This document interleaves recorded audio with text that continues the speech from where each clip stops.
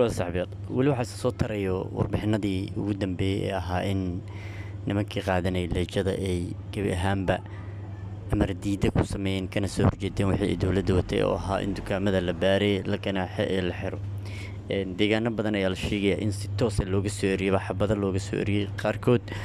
waxaa la sheegayaa in ciidamo iyo lagu dhaawacay iyo officials waxaa u dambeeyay warbixin sheegaysa in mid ka mid ah gabdhaha aadka u bartilmaameedsanayay ayaantan dukaamada ajaanibta oo mid ka mid ah xaafadaha isku raranka aad maalin walba isha ugu hayay in ayaduna la dilay kuwa kale la dilay ayaa loogu hanjabay warkaas ayaa soo baxay sida ay noo xaqiijiyeen dad ajaanib ah oo ama Soomaali ah oo magacyadooda la soo xigay diiday oo deegaanadaas ku sugan nimankan hubeysan ciyaalka maxaan ku raadaa ka taliya carrada ama nimanka ka taliya carrada waa niman aad u hubeysan isla markaana dawladdu markii hore waxaa newska iyo warbixinada la sheegayay sida ay dad u saameyn doonaan lama ogeyn laakiin hadda waxaa soo baxayso inay kuwa leejada qaata noqdeen kuwa ugu saameynta badan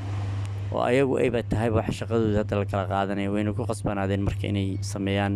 inay dagaallo uga hortagaan dawladdu meelaha qaar ka mid ah cabsi darteed oo ay kala weysay waxaa la soo xigtay sarkaal ka tirsan waaxda caafimaadka iyo badqabka dabcan waa healthy and safety departmentiga wuxuu sheegay in boolisku iyo ammaanka ay ku guultay iyo qolada amniga ay ku guuldareysteen inay saraakiishooda baaritaanada inspectionka wata ay ammaankooda sugaan isla markaana aysan suuragal ahayn inay kabtaan kasii wadaan waxyaabaha noocaas oo kale weliba xaafado badan uu sheegay oo ay geli waayeen oo xaafadahaas uu sheegay inaysan geli karin suuragalna ayna ahayn inay ku haystaan damaanaqaad amni isla markaana ay suuragal tahay inay noloshooda ku waayaan booliska ayagu nafsad ahaantooda la sheegay inay ku guuldareysteen inay ammaanka sugaan dadka xaafaddu ayagu inta badan arrimahani waa aamusnaanta ay ugu dadaaleen guryahooda ayaa laga soo buudayaa laakiin haddana waxba ma sheegi karaan marka kabtaan waxay u muuqataa inayna arrintu sii socon karin asbuucan marka waxaa iska soo dabadhacayo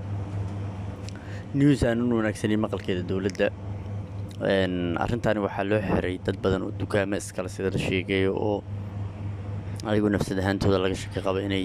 ku lug leeyihiin laakiin marka la fiiriyo nimanka leejada qaatay nimankan hadda dukaamada baaraya waxaa dadka u fiicnaaday kuwa leejada qaato amni ahaan iyo dhaqaale ahaan intaba niman iska gaagumaysanayo dukaankaada iska xir ku dhaha waa ka soo bixi weysay micnaha conditionka iska xir ku dhahayo ayaa la yaab dadka ku noqday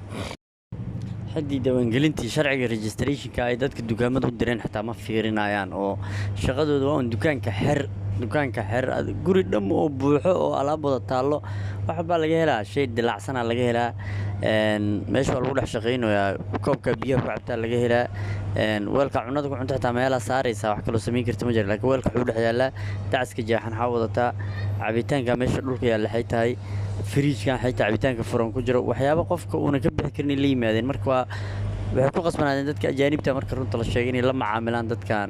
maxaan ku yidhahdaa lacagaha qaata si ay dadkan uga dhiciyaan waana sheekada hadda socoto dowladduna micnaha waxay ka qaban karta ma jirta nimankan dowladdu waa uga awood badan yihiin xaafadaha isku raranka oo lokeeshinada ah